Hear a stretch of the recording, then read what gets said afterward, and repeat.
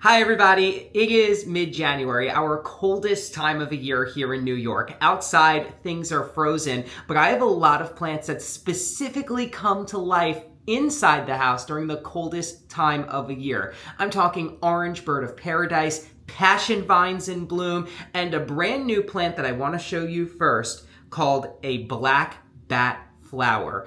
Tacca Chantrieri. I believe that's how you pronounce the Latin name. Let's turn things over to the kitchen and I'll show you what this plant looks like. It's amazing. All right, just past the Ponderosa lemon is my brand new plant. Welcome to the party, Tacca Chantrieri. Look at the flowers on this. So the flowers are held by this really impressive inflorescence. You have these two big bracts, which are modified leaves that are kind of blackish in color. I guess it's more of a maroon. I can't quite identify the color of this flower because I am colorblind, but there seems to be some reddish in there. So a couple of interesting things about this plant. First of all, the look, which is kind of peace lily-like. So the actual plant itself may not be that unusual, but then these flowers pop up and they're unlike any other plant that I can think of. These really awesome filaments that pop up first, and then tucked in between the bracts are lots and lots of buds. How cool is this? So this is what it looks like when it's in bloom. We've got about a dozen flowers opened up. All right, so I just had to crouch down to eye level. I want to show you what makes these flowers so unusual. So the actual individual flowers keep on popping up for weeks and weeks. So the inflorescence is supposed to last for months. I would say it looks like I'm going to get at least a month out of each bloom. This plant that I bought has 3 flowers. No, 4 it looks like. I have 4 flowers coming up. So you have the one that's in bloom right now, a second one that's about to go into bloom, a third one right over here. This is what it looks like in the third one kind of looks like it's still about a week or 2 away from being this size. So they're all about 2 weeks apart from each other. I think I'm gonna have color from this plant for the rest of the winter. It looks like a bat that is taking flight. You need a lot of humidity. That's why I'm keeping this in the kitchen away from any heaters. It prefers a lot of warm but not hot weather. So I'm going to put this by my pond, probably May or so. I'm going to wait until nighttime temperatures are well into the 50s, and then I'll put it by my pond where it gets full shade. I'll show you my pond right now in a couple of minutes, which is totally frozen over, but I'll give you an idea of how I have a lot of this kind of woodland space in my pond outside for this plant to sit. It likes humidity, but it doesn't want to sit in water, by the way. It's really very similar to orchid care. It is wild. This plant is ridiculously unusual. Just so cool. The leaves, again, kind of peace lily-like. The size is peace lily-like, but the flowers are like out of this world, quite literally. And next to this is a flower that we're so much more familiar with that you may not know does very well inside the house. It is an orange bird of paradise. Now, I actually featured this in my channel last year, if you want to take another look at that video from last year, and I will do another video just on bird of paradise, but look at how amazing this plant is. It's just out of this world too, but at least this one looks a little bit more familiar. So you get these beautiful orange petals that will just keep on popping up over the course of about a month. So each of these flowers last at least a month. The orange will pull back and then a new one will be revealed, and that pattern just continues. You have this beautiful blue in between the orange bracts. It's just an unbelievable flower, and this plant has several of these. So we have one that just opened up. You can see another shoot, we're at 3, another shoot, we're at 4, I believe 4. Last year I had 6, so I actually have fewer this year, it looks like, unless I'm missing 1 or 2.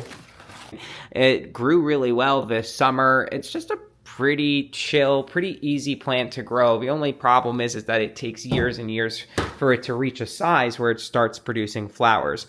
Once it starts producing flowers, you do get them every year, and I always get blooms in the winter time. So this is a winter blooming plant for me entirely. I've never gotten flowers outside in New York or in South Carolina when I was living there from my orange bird of paradise. When I lived in Florida, that's how long I've had this plant, I actually did get blooms in the summer, but even there it was more of a winter bloomer. It just kind of blooms whenever it felt like, but more so in the winter. We are in mid-January, but I do still have plenty of great color on these $2 poinsettias that I got from Home Depot. I just saw them when I was picking something else up and was like, you know what, I'm gonna put them in my house for the season, and they're actually doing very well. Underneath my flamethrower palm, which is throwing a new leaf up, I've got this little contraction over here, which is just a bunch of grow lights. I have my Ponderosa lemon. These fruit in the spring, or rather they flower in the spring. The fruit develops throughout the summer, and citrus will keep their fruit all winter long inside the house. I do have some in my garage too, which I'll show you in another video. This is my Kumquat, another, of course, citrus plant, and I've been eating these like every morning. I've been picking one. I have one left, and this is just an awesome, awesome citrus plant. It's tiny, it's delicious. Oh, we got two more. And it's just really nice because, you know, you're inside the house in the middle of the winter, and this is just the perfect little treat from the summertime. So citrus typically bloom in the spring most heavily, and they'll have their fruits on them all winter long.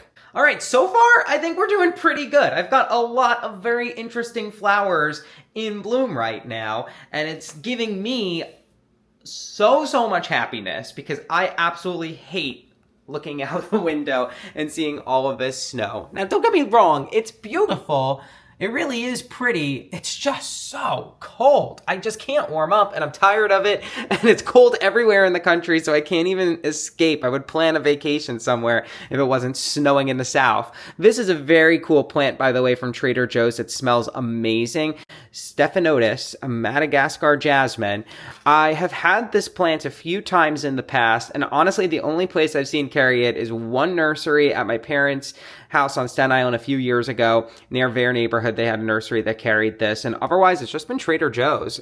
It's a beautiful plant. It smells nice. The leaves are really pretty when it's not in bloom, and it is a vine, so it'll actually just start branching out and taking over, and it does really most of its flowering outside. So outside during the summer is when that really typically would be blooming, but it comes in bloom when you buy it at Trader Joe's. So that's sort of a cheat. It's not usually a winter bloomer, but this is my desert plant here, crown of thorns. It's a Euphorbia, just like my poinsettia is a Euphorbia. This is as well. Look at these flowers. Now, what's really cool about the Euphorbias is that they actually keep their color as the bracts fade. So a lot of this is actually faded blooms, but it still has such beautiful color. I do have some fresh blooms on it as well, and this plant blooms most heavily in the summertime, but it does bloom in the winter as well. A very, very cool plant.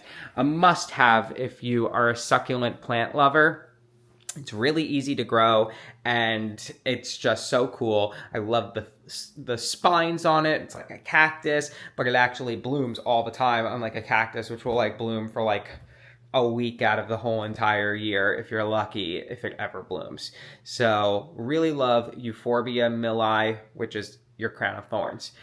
Orchids. Orchids are amazing winter bloomers. They always bloom in the winter, and they really pretty much only bloom in the winter for me. The exception are the Cattleyas and my Vanda. That blooms spring and summertime, but the Phalaenopsis, which is your moth orchid, the most common orchid, that blooms exclusively in the winter for me, but the actual flowers do last until spring. The individual flowers last for a few months. Sometimes I'll get a second bloom in the spring or summer, but because they really do pretty much bloom almost nonstop. If you have enough of these plants, you'll always have one in bloom. But anyway, let me flip the camera around so you can stop seeing messy me and you can see these beautiful orchids.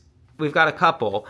I love the plain white. I don't even remember where I got some of these from. This one was actually came with the house. I love this pretty little red modding. It's funny because if you've ever watched the show Dexter, this is actually like this exact variety of orchid was featured in one of the episodes. I always just get such a kick out of like seeing plants in TV shows. African violet definitely blooms more heavily, I would say, in the spring or summer, but I do love these winter blooms. Look how cute these flowers are. This is another plant that blooms pretty much all year long. So, where are we at right now? I showed you my bat flower. The orchid, the bird of paradise, exclusively bloom in the winter. Crown of thorns blooms in the summer, but it keeps on blooming in the winter time because it's just such a reliable plant. That Stephanotis vine blooms in the summer, but if you buy it in the winter, it's going to fill up your whole entire house with the most amazing smell, and it's going to come in flower. So these are a few plants I really, really love. I want to go into my bedroom now and show you my passion flower. This one's called Lavender Lady. Unbelievable flower. It's tiny, but it's mighty. Before we do that, special shout out to my Queen Tears Bromeliad. This plant has survived temperatures down to 20 degrees Fahrenheit, and it does bloom every winter. I know this plant can survive cold because it did when it lived in Florida with me and on my porch in South Carolina. Bloomed every winter. All right, welcome to the dark side. It's getting dark out. Otherwise, it's usually pretty light here. This is my Lavender Lady passion flower. All of my other passion vines are in the garage, dormant, but this was kind of one of the more tropical varieties, and I didn't want it to die, and I didn't want it to go dormant. I just sort of felt bad for it, so I brought it into my room, and it has been blooming pretty sporadically, but I get at least a bloom a month. So far, every single month it's bloomed. November, it was still outside blooming. December, it was inside the house blooming. And now here we are in January. I've got 2 flowers on it. I'm not saying that this is going to be like, blooming every day, but the flowers last about 2 or 3 days, and I got 2 blooms on it. So that's about a week out of 4 that I've got flowers, and it's happening during such a gloomy time of the year. Honestly, if you haven't grown passion vines before, I don't know what you're waiting for because these are one of my favorite plants. They're so pretty. Some of them are pretty cold tolerant. I'm growing incense outside right now, and we'll see if it pops up. This will be its first winter. And I am also growing Passiflora crayola at my parents' house, and that one's almost a weed. It just pops up wherever it wants to every spring. They also have a light fragrance. At least they do outside. I have not smelled the flowers inside until just now. So let's see. Yeah, not really smelling a fragrance. I do notice that plants typically that have a fragrance can sort of lose their fragrance inside. I just think the air might be too dry. It kind of tickles my nose. Anyway, but yeah, you see the flowers are pretty tiny, but they're so complex, so beautiful. How could you not love this, especially with the snow as a backdrop? And by the way, the temperature is dropping down to 12 degrees tonight, which will be our coldest night of the year, maybe even a little colder. That's a negative 11 Celsius for my everybody else who's not American watchers. And so I have some Christmas lights protecting one of my cordyline, which is probably dead because I didn't protect it when it got down to 10 degrees Fahrenheit. But I'm going to keep protecting it. It's also one of my palm trees are getting covered, and those C9 Christmas lights really do pack some heat. You can see how it melted the snow around them, so I thought that's pretty impressive. Here's the pond, by the way, I was talking about. I've got a lot of questions about how my pond is doing. It looks like it's entirely frozen over, but it's not. I'm going to see if I can move my triangle palm. That way you can look out this other window. So if you look really carefully, just beyond my covered gardenia, no heat for the gardenia, it's just covered, but just beyond you can kind of see, and I'm going to try and zoom in. All right, how about we compromise and I just open up the door and I don't go outside in a tank top. Well, I have the little bubbler at the corner of the pond. Do you see it? Did you see it? Because that's about the closest I'm getting to going outside.